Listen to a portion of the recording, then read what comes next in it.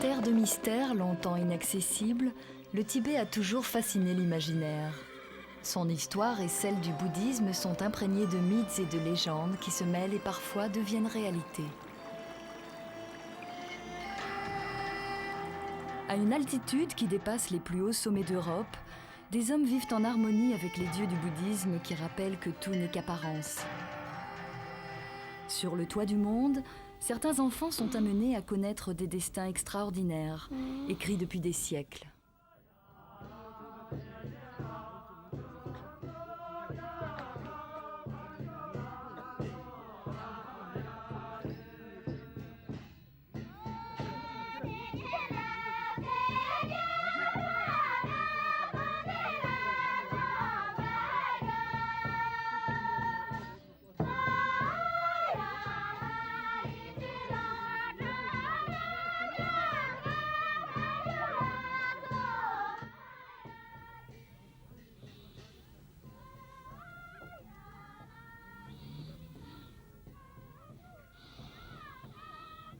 Ratak Phunso est un enfant de 2 ans.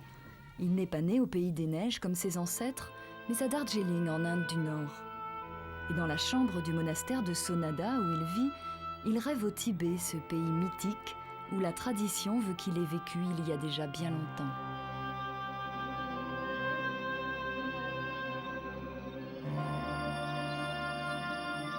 Il y a aujourd'hui 2 Tibets. L'un est géographique, historique, habité par un peuple refermé sur lui-même qui ne vit que dans l'attente d'un retour à l'indépendance. L'autre est celui de l'exil, aussi tragique que précaire, pour un peuple et une culture qui fascinent les Occidentaux et dont le chef spirituel, le Dalai Lama, est l'infatigable ambassadeur à travers le monde.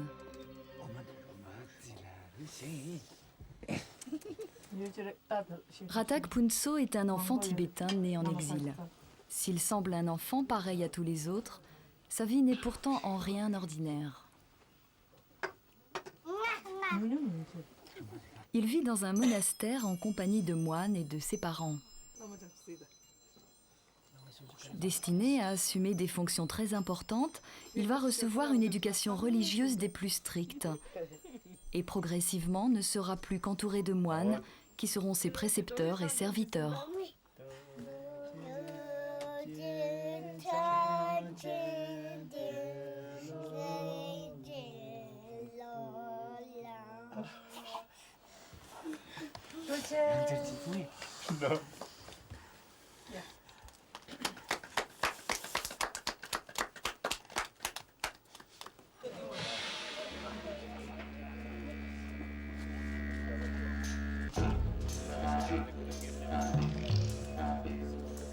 Ratak Phunso n'a que très peu de contact avec les autres enfants de son âge et il doit d'une certaine manière renoncer aux joies de l'enfance.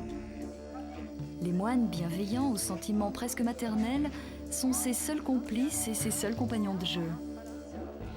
3 d'entre eux, chargés de lui inculquer sagesse et expérience, sont attachés en permanence à sa personne et exercent sur lui une surveillance continuelle, car rien, absolument rien, ne doit arriver à ce précieux petit homme.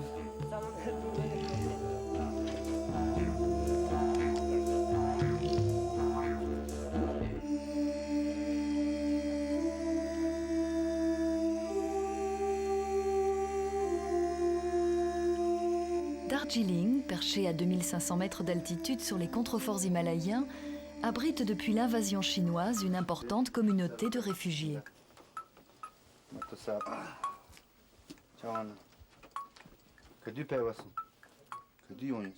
Depuis quelques mois déjà, l'enfant sait accueillir et bénir, comme s'il l'avait toujours fait, des pèlerins venus de l'Inde entière et même de l'étranger pour lui rendre hommage.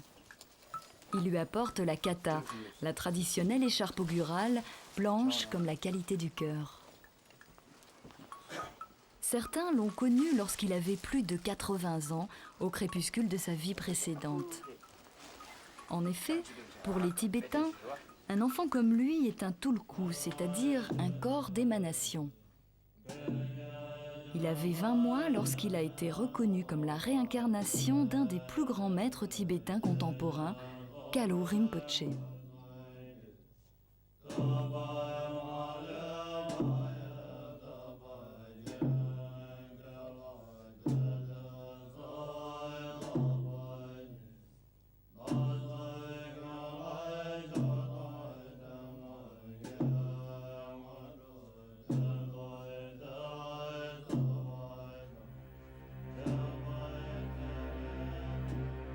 Khenpo Kalu Rinpoché est né en 1905 dans un petit village du Kham, la grande province du Tibet oriental, appelée le pays des 4 fleuves et des 6 montagnes.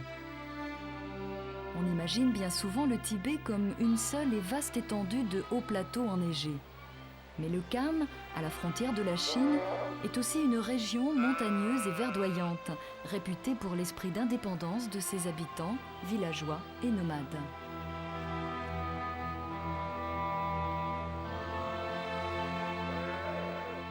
Une fois le Tibet annexé par la Chine, cette région et ses habitants furent intégrés aux provinces chinoises. C'est du Kham que sont originaires un grand nombre des maîtres religieux d'aujourd'hui. Le précédent Kalu Rinpoché fit ses études au monastère. Il se fit vite remarquer par une grande aptitude à la compréhension des textes sacrés, et c'est ainsi qu'il devint un grand maître Kagyu, l'une des 4 écoles influentes du bouddhisme tibétain.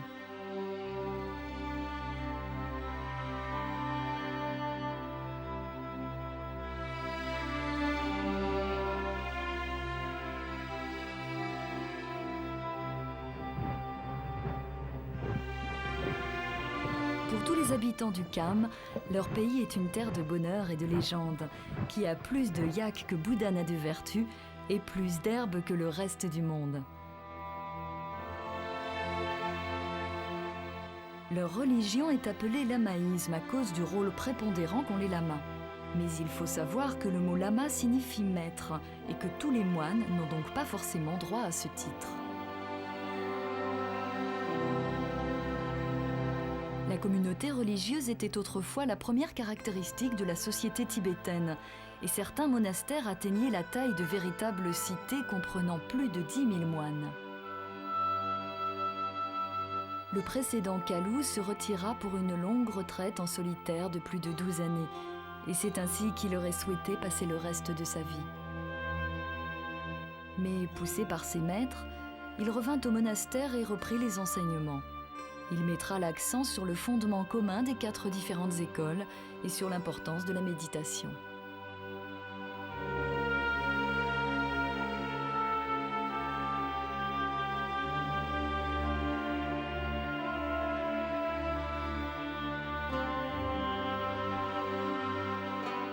Mais il était écrit que Kalu Rinpoché ne devait pas rester enseigné dans son pays. En 1950, les troupes chinoises envahissent le Tibet. Le Kham est la première région touchée. Malgré la farouche résistance des habitants, le soulèvement de Lhasa en 1959 entraîne la fuite de dizaines de milliers de Tibétains qui suivent leur chef spirituel, le Dalai Lama, en exil.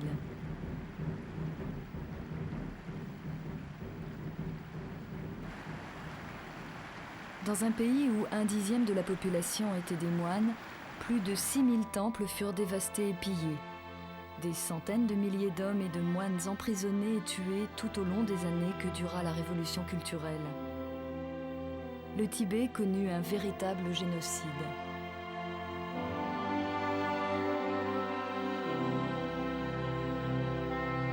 Avec les réfugiés, Kalu Rinpoché traverse l'Himalaya et s'installe à Darjeeling, en Inde.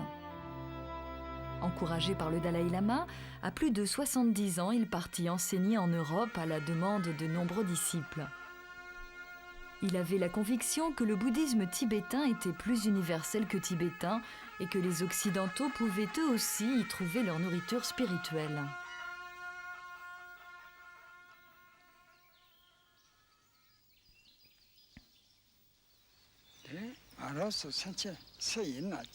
Tous les êtres ont en eux un esprit qui n'est pas différent en sa nature propre de l'esprit même de Bouddha. Néanmoins, ne sachant pas voir son esprit pour ce qu'il est, ne le reconnaissant pas, l'on reste dans l'ignorance. Cette ignorance suscite de nombreuses apparences illusoires et, à travers ces différentes illusions, l'on erre sans fin dans ce que l'on appelle le cycle des existences, le samsara, qui est une ronde perpétuelle.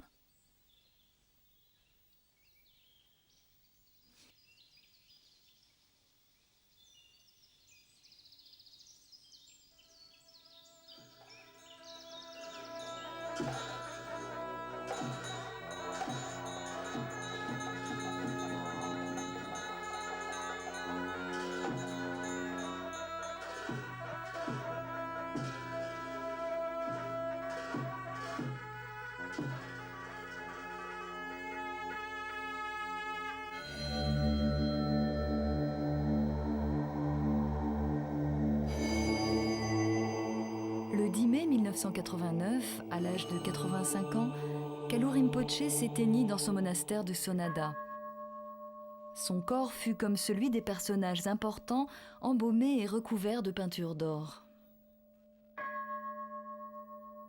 Cette pratique maintient l'aspect physique du lama qui devient ainsi une source d'inspiration spirituelle pour les disciples.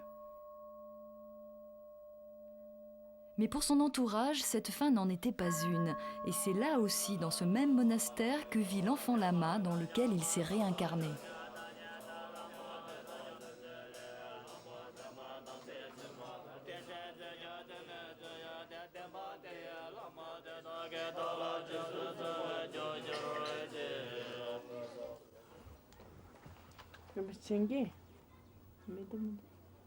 Une fois identifié à l'aide des prophéties laissées par le défunt lama, l'enfant est soumis à des épreuves de mémoire antérieures, comme celle consistant à reconnaître parmi des objets identiques ceux qui lui ont appartenu précédemment. Puis il est ramené dans ce que l'on considère son ancienne demeure pour y être formé par les moines.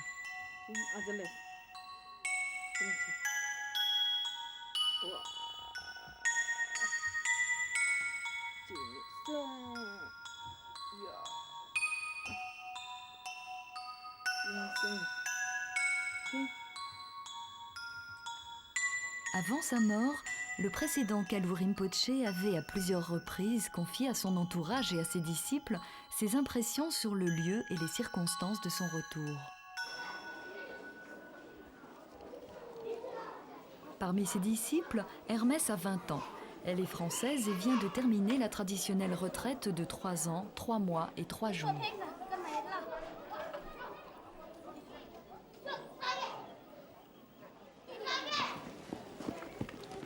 Être disciple de Kalu Rinpoché, c'est une grande chance parce que c'était un grand maître qui était vraiment merveilleux, un exemple d'un Bouddha lui-même. C'était vraiment merveilleux et donc sa renaissance nous fait vraiment beaucoup plaisir. On va pouvoir continuer à suivre ses instructions.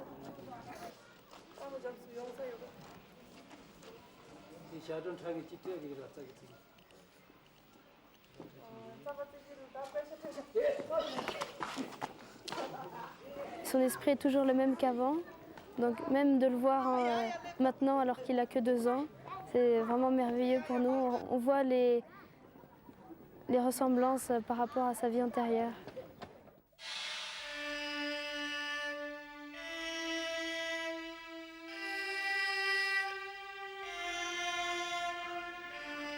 Ce jour-là, au pied du Kanchenjunga, 3e sommet au monde, Darjeeling vit au rythme des préparatifs de la cérémonie d'intronisation de l'enfant qui fera de lui un moine à part entière. Seul, un grand maître peut reconnaître officiellement un Tulku, et le jeune Kalu le fut par l'un des plus brillants représentants de l'école Kagyupa, Sito Rinpoché. C'est lui qui présidera la cérémonie d'aujourd'hui. We will follow that tradition strictly.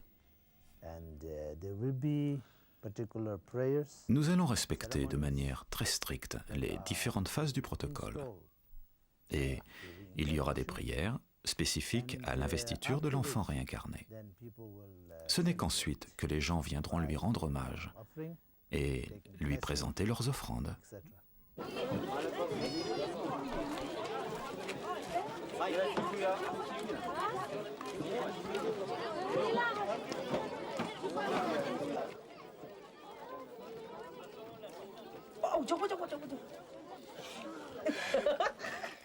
Ces rituels d'intronisation vont durer plusieurs jours. À cette occasion, l'enfant va changer de nom et prendre celui du précédent Kalu. Il obtient également, comme son prédécesseur, le rang de Rinpoche, titre accordé au grand lama et qui veut dire précieux en tibétain.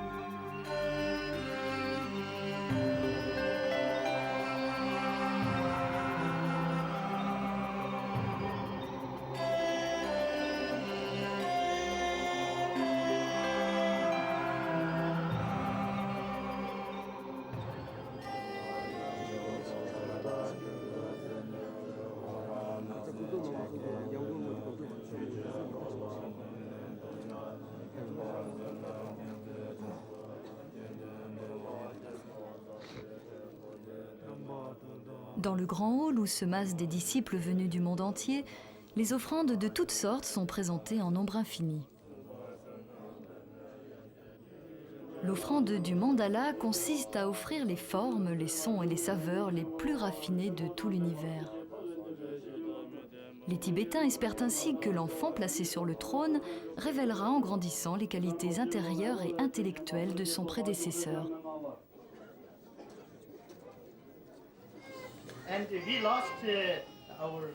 Le premier Kalu Rinpoche nous a quittés. Mais aujourd'hui, le second est de retour parmi nous. Et cela sous une forme particulièrement paisible.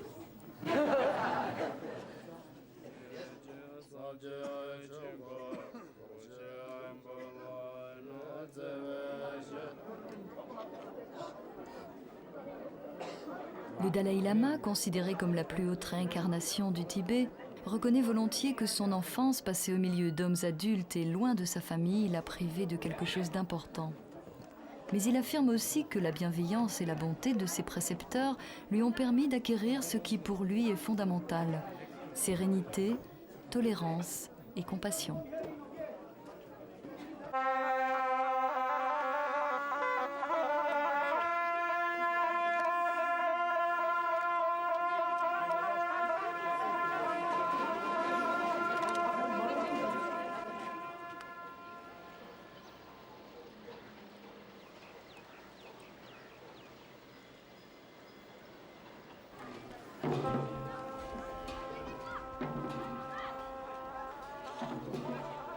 Dans le bouddhisme tibétain, la réincarnation est un phénomène reconnu.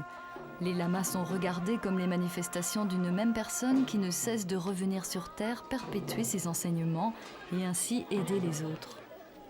Ces lignées de maîtres sont ininterrompues depuis le XIIe siècle et ces enfants tulku, qui ne sont en rien considérés comme des demi-dieux mais plutôt vus comme le symbole d'un idéal humain, sont la conscience du Tibet spirituel. Sans eux, c'est un savoir précieux qui disparaîtrait.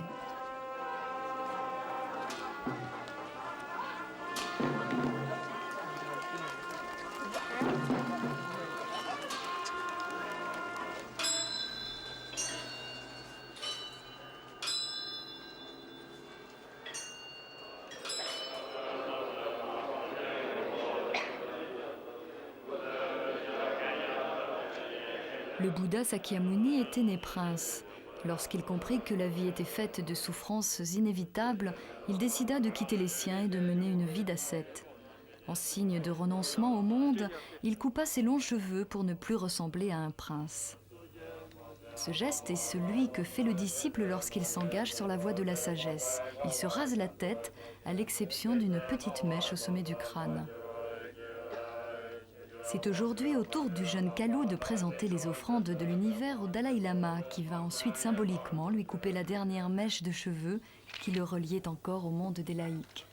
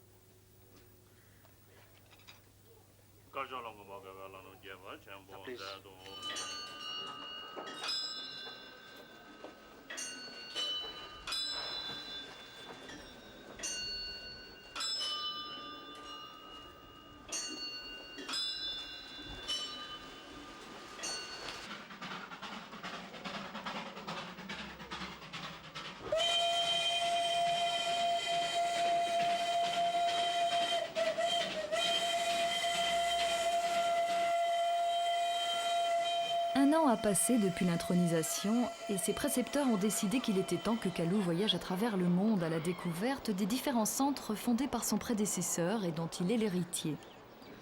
Une tournée a été organisée en France afin qu'il puisse mettre en pratique les devoirs de son étrange destin.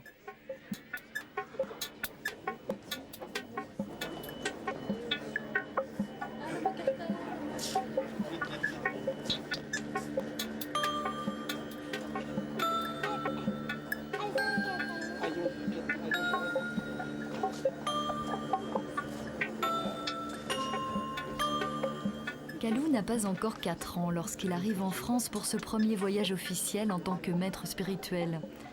Il aura également dans l'année l'occasion de se rendre aux États-Unis et à Taïwan. Situ Rinpoche estime à plus de 100 000 le nombre de ses disciples à travers le monde.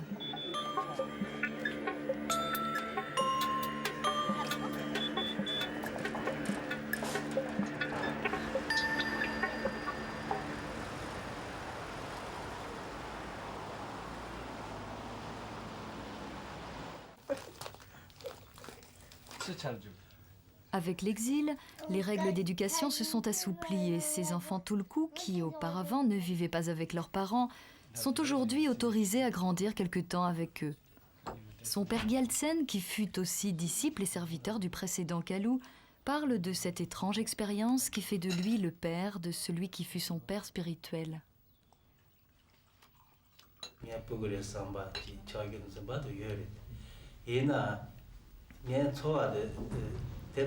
Tous les parents ont de l'attachement pour leur enfant. Et moi, en tant que père de Kalou Rinpoche, bien évidemment, j'éprouve de l'attachement et de l'amour pour lui.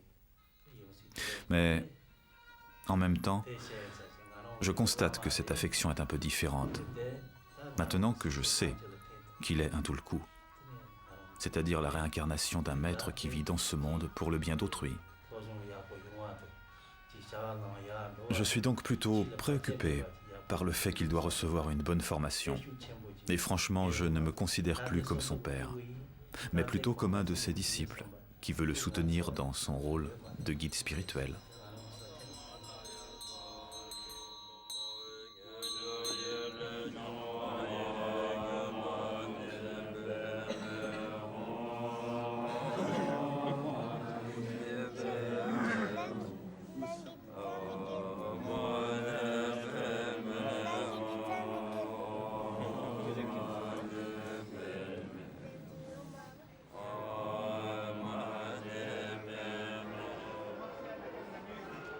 Si Kalou montre des aptitudes évidentes à la concentration et peut rester assis sur son trône pendant des heures, il n'en reste pas moins un enfant comme les autres et son premier souhait en arrivant à Paris a été de visiter ce qui est connu à travers le monde comme le paradis des enfants, Euro Disney.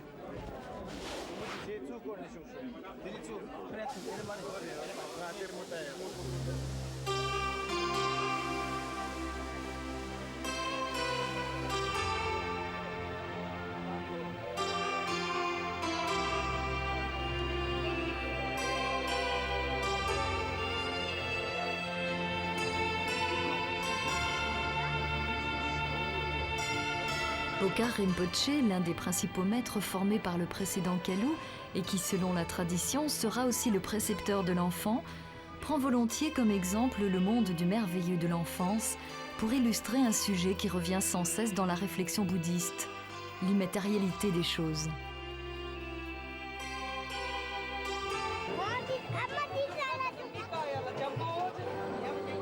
Pour les Tibétains, la parole du Bouddha est claire.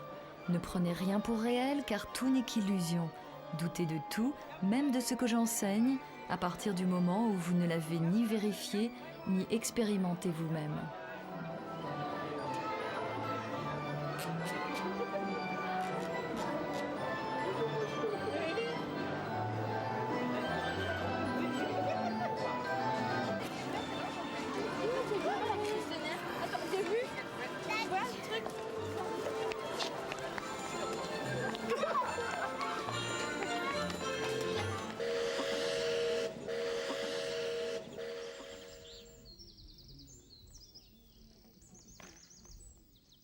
L'Europe a découvert le bouddhisme au début du siècle à travers le travail de grands explorateurs comme Alexandra David-Néel.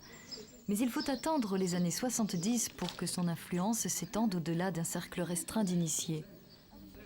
L'aura de grands maîtres, plus particulièrement tibétains ou japonais, venus dispenser des enseignements, joua un grand rôle dans cette diffusion. La confusion avec toutes sortes d'associations ou de sectes imprégnées de mysticisme a parfois été de règle. Mais aujourd'hui, grâce au rôle de son chef spirituel, le Dalai Lama, prix Nobel de la paix, le bouddhisme tibétain est de mieux en mieux connu à travers le monde.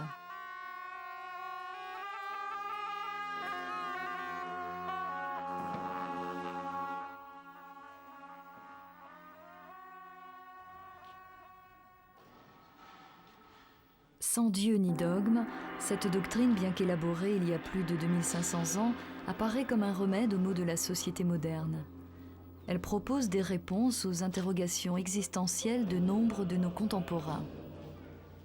Lama Tsultrim est adepte du bouddhisme tibétain depuis 12 ans et il réside au monastère de Vajradharaling en Normandie.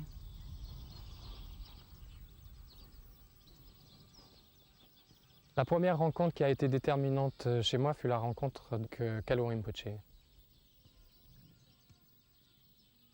Kalu Rinpoche a beaucoup voyagé dans ces 15 dernières années. Il a beaucoup voyagé en Occident, il a créé beaucoup de centres et il venait fréquemment, environ une fois par an, il faisait le tour de ces centres. Et il avait beaucoup de disciples. Bon, Rinpoche a quitté son corps. Il est maintenant sous l'apparence d'un autre corps très jeune, mais il continue son activité parce qu'il est toujours support de dévotion et même si c'est un enfant, c'est quand même notre maître spirituel.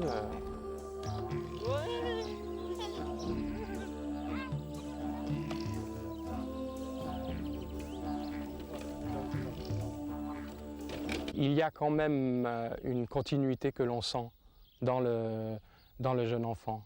Donc il y a sa présence, il y a sa force, je dirais, et ça passe, bien que ce soit un enfant.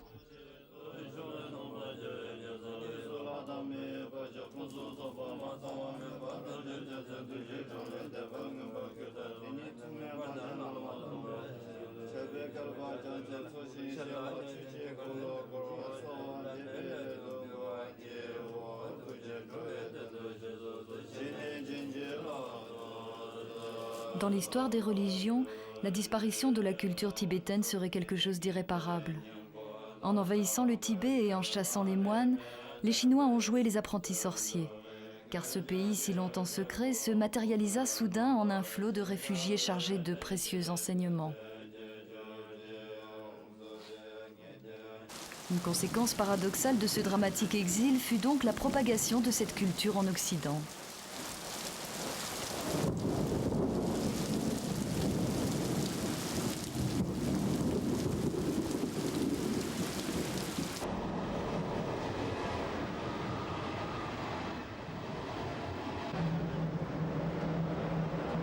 Le premier lieu de France à avoir recueilli cette tradition religieuse fut le château de Plège, en plein cœur de la Bourgogne. Vézelay, Cluny et Thésée ne sont pas loin. Et tout au cours des siècles, les 12 collines du Morvan ont toujours été source d'inspiration spirituelle. En 1974, quelques disciples offrirent le château de Plège à Kalu Rinpoché, qui y fonda le centre de Kagyu-ling, premier monastère français ouvert aux Occidentaux.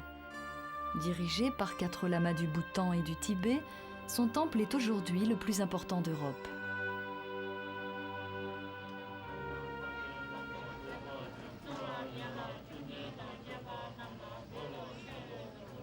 Le bouddhisme n'est pas lié à une culture propre. Si l'on pratique le bouddhisme, on passe au-delà de ce problème culturel. Nous sommes occidentaux et nous restons occidentaux. Et il y aura avec le temps peut-être une évolution du bouddhisme en Occident, une forme d'un bouddhisme occidental, mais qui sera toujours basé sur une tradition, sur des références tibétaines, puisque ici nous sommes dans le cadre du bouddhisme tibétain.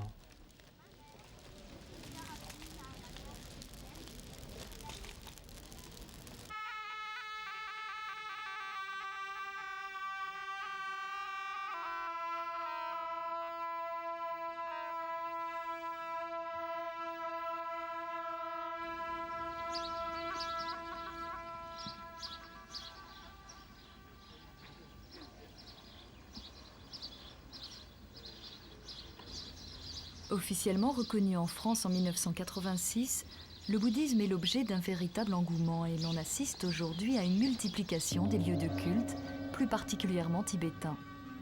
Cela s'explique peut-être par le fait que dans cette branche du bouddhisme, appelée bouddhisme du grand véhicule, s'il y a des préceptes fondamentaux et universels, tout est ensuite question d'adaptation individuelle.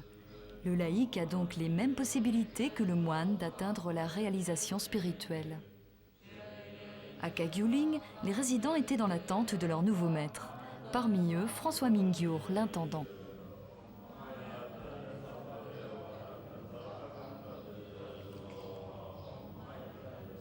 Quand il s'est assis pour la première fois sur le trône, pour moi, j'avais plus de doute. Son esprit est toujours le même. Son naturel. C'est quelque chose d'inexprimable. Kalu Rinpoché était comme ça. C'était quelque chose de... Il n'y avait rien de miraculeux, de choses extraordinaires, mais c'était juste sa seule présence qui transformait l'esprit des gens. La présence. C'est aussi l'un des nombreux titres du Dalai Lama. Dans le lamaïsme, la présence des maîtres est essentielle pour la formation des disciples. Et c'est pourquoi le jeune Kalu est allé rendre visite aux quelques occidentaux qui sont en train de faire au monastère la traditionnelle retraite de 3 ans, 3 mois et 3 jours. Après une préparation permettant de s'assurer de leur détermination, aussi bien physique que mentale, les retraitants passent 3 années de leur vie cloîtrés derrière cette enceinte.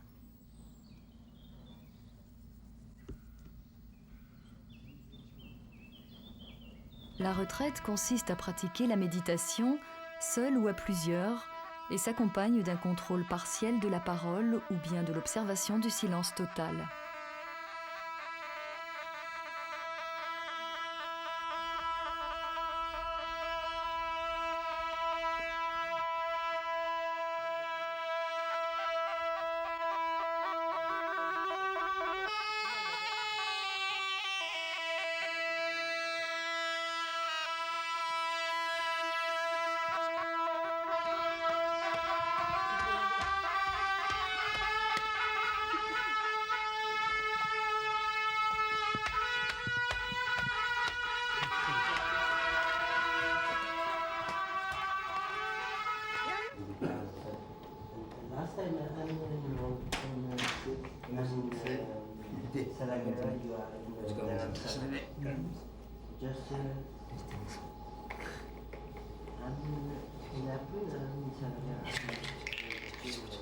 Un Rinpoche raconte dans ses mémoires que lorsqu'il fut choisi en tant que réincarnation, il était bien trop jeune pour protester et qu'il dut accepter cette lourde tâche sans trop comprendre ce qui lui arrivait.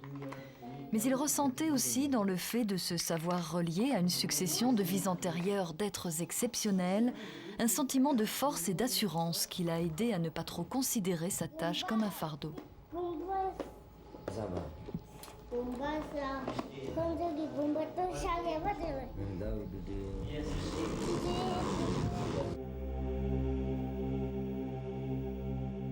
Sans pourtant pratiquer de prosélytisme, le bouddhisme n'en séduit pas moins de plus en plus d'adeptes.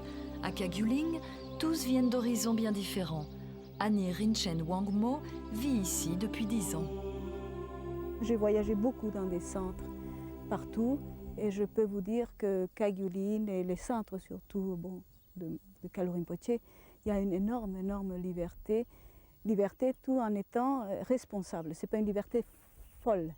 C'est une liberté de prendre responsabilité de soi-même et des lieux, car ici c'est chez Kalu Rinpoche. C'est chez nous aussi, mais c'est un lieu qui s'est ouvert à tout le monde.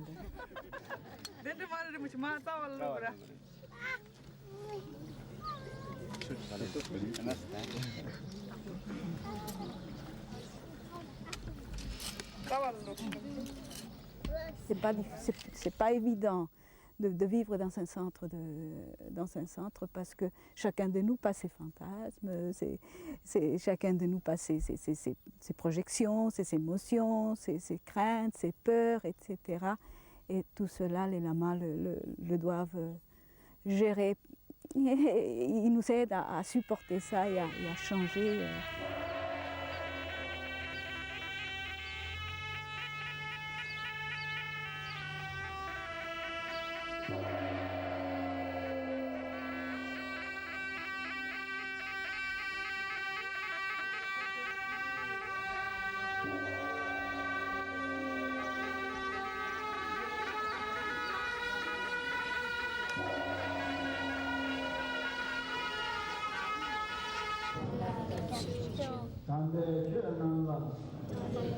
La démarche du bouddhisme étant fondée sur l'esprit dans ce qu'il a de plus essentiel, elle n'est attachée à aucun peuple ni à aucune époque.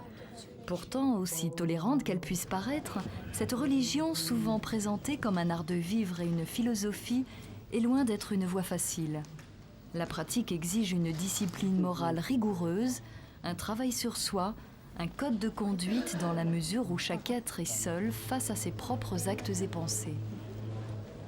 Quant à la réincarnation, thème majeur de la pensée bouddhiste, si elle fascine les Occidentaux, il ne faut pas cependant l'interpréter comme une manière de fuir la mort. Bien au contraire, dans la conception bouddhiste, l'homme aspire à détruire son ego et à se libérer du cycle infernal des réincarnations. Ce qui est appelé réincarnation est en fait la continuité d'une conscience subtile.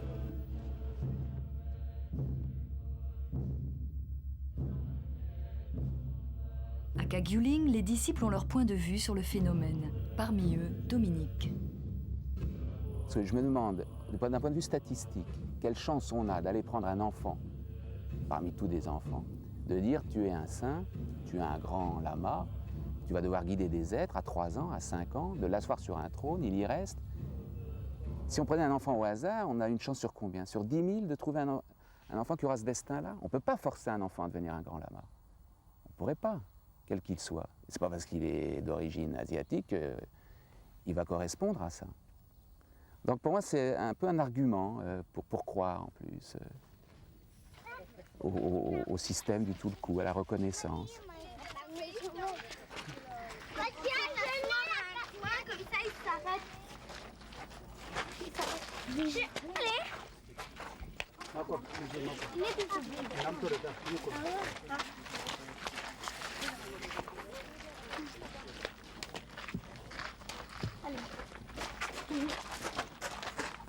Le simple fait de vivre ici, sur place, on a une forme de contact visuel, affectif aussi. On est dans une nature qui est déjà imprégnée de quelque chose. C'est une forme subtile de contact que les touristes partagent. On partage cette forme d'imprégnation très subtile. Ça n'a rien à voir avec un bourrage de crâne. C'est quelque chose de complètement libre. Il y a un espace et on vit dans cet espace ici.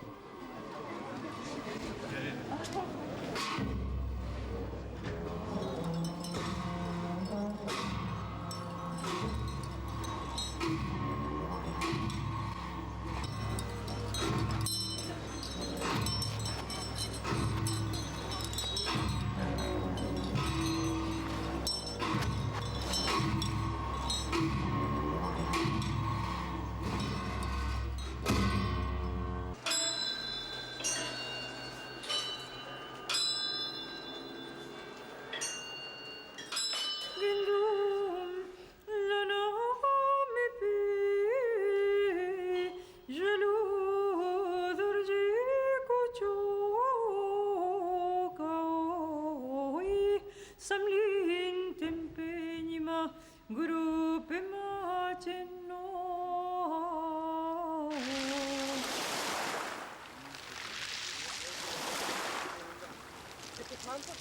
Tibet, la vie monacale a toujours été un rude apprentissage et les jeunes novices doivent passer leurs meilleures années à apprendre par cœur des milliers de pages de textes fondamentaux sous une discipline de fer. Les plus brillants passent ensuite à l'étude des matières les plus diverses comme la logique ou l'astrologie, ainsi qu'à la pratique rigoureuse de la méditation sous la surveillance de maîtres attentifs et très exigeants. Les examens qui sanctionnent la fin de ces études marque une métamorphose de l'esprit et l'acquisition d'un rang important dans le clergé.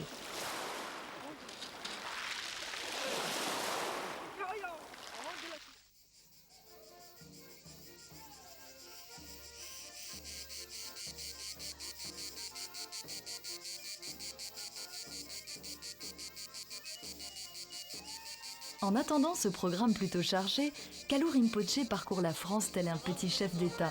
Heureusement pour lui, certains centres ressemblent davantage à des lieux de vacances et de détente.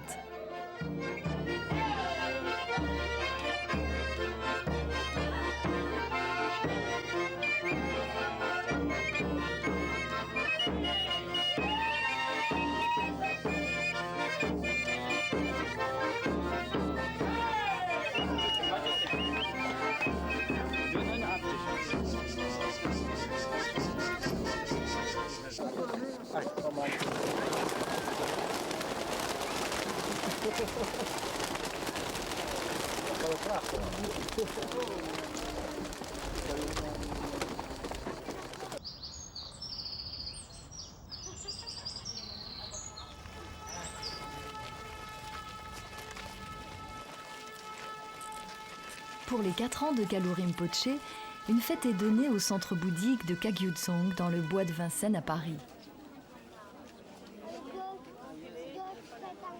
Un maître de méditation très connu en France pour ses recherches dans le domaine de la psychologie, Chogyal Rinpoché, est venu l'accueillir. Il fait partie de ceux qui vont choisir ses tuteurs. Il lui faut chercher à capter la personnalité de l'enfant afin de pouvoir harmoniser les enseignements en fonction de ses affinités et de sa spontanéité. Il est dit qu'un jeune Tulku n'a en général aucun mal à étudier les textes si hermétiques du bouddhisme, car dans un sens, il ne fait que redécouvrir ce qu'il est censé avoir appris dans ses vies antérieures. Happy birthday to you. Happy birthday to you. Happy birthday, dear Rinpoche. Happy birthday to you.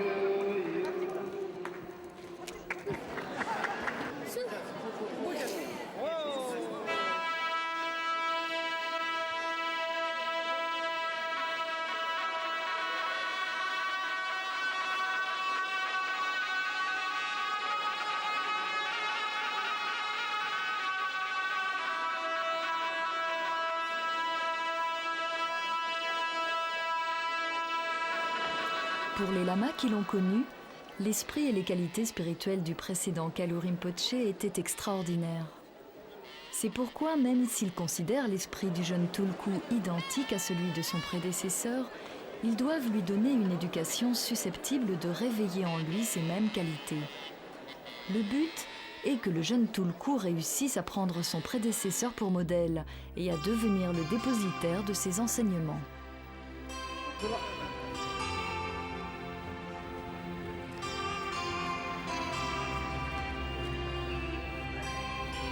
Tout le monde a le potentiel de Bouddha de toute façon, mais lui, c'est sûr que c'est un petit Bouddha. Et puis souvent, il dit qu'il veut rester dans la montagne tout seul pour méditer. Pendant les rituels, il peut rester 2-3 heures assis sans bouger. Il aime beaucoup les rituels. Et souvent, la journée, quand il est en train de jouer, il dit « Bon, maintenant je vais aller au rituel, j'ai envie d'aller m'asseoir sur le trône et puis méditer. » Pour lui, c'est pas quelque chose de difficile, c'est vraiment naturel.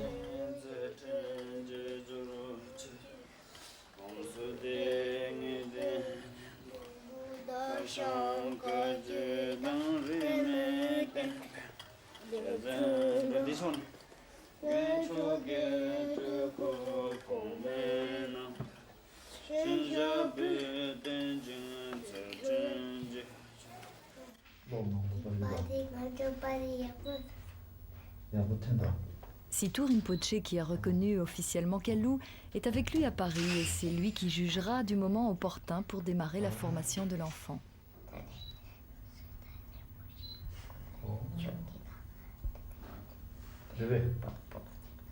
Of course, he's a child of 4-year-old. At the same time, Bien que Kalou n'ait que 4 ans, c'est un enfant extrêmement précoce. Il fait preuve d'une grande maturité.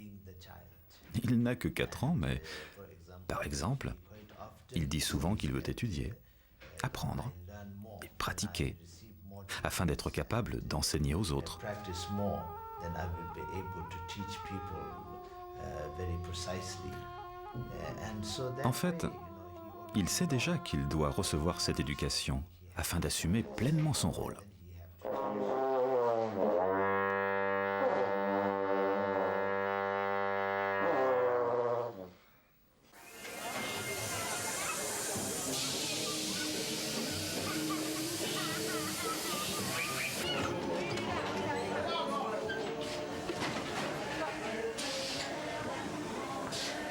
Et tandis que les adultes se préoccupent de savoir s'il aura les qualités requises et s'il ne les a pas, comment les lui inculquer, Kalou, quant à lui, poursuit l'apprentissage de sa vraie vie d'enfant.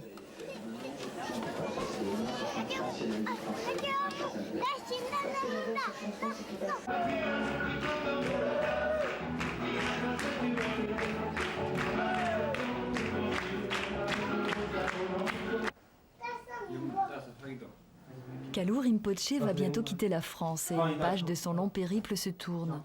Pour son entourage, il a, pourrait-on dire, correctement passé les premières épreuves. Son père, Gyaltsen, s'il se veut toujours prudent, semble convaincu que tout se déroulera comme le veut la tradition.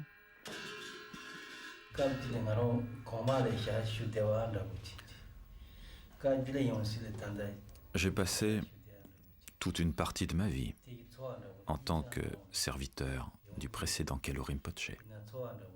Et le destin fait qu'aujourd'hui, je suis le serviteur de son actuelle réincarnation. Je ne sais si c'est l'habitude qui me fait parler ainsi, mais lorsque je vois Kalou en train de recevoir les disciples, en train de les bénir ou de présider une cérémonie, j'ai vraiment l'impression d'être en présence de sa précédente incarnation.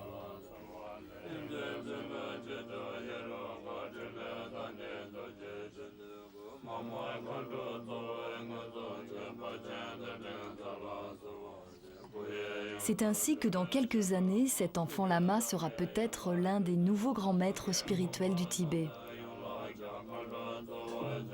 La formation d'un lama est un fait culturel exclusivement tibétain.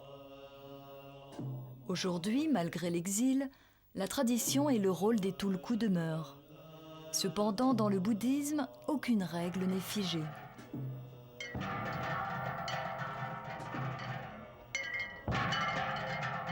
Le Dalai Lama reconnaît lui-même que tant que le principe de sa lignée de réincarnation est utile à l'histoire de son peuple, il se réincarnera. Mais que si, dans le contexte actuel, cette tradition devait devenir un obstacle un jour à l'évolution de son pays, alors elle s'interromprait.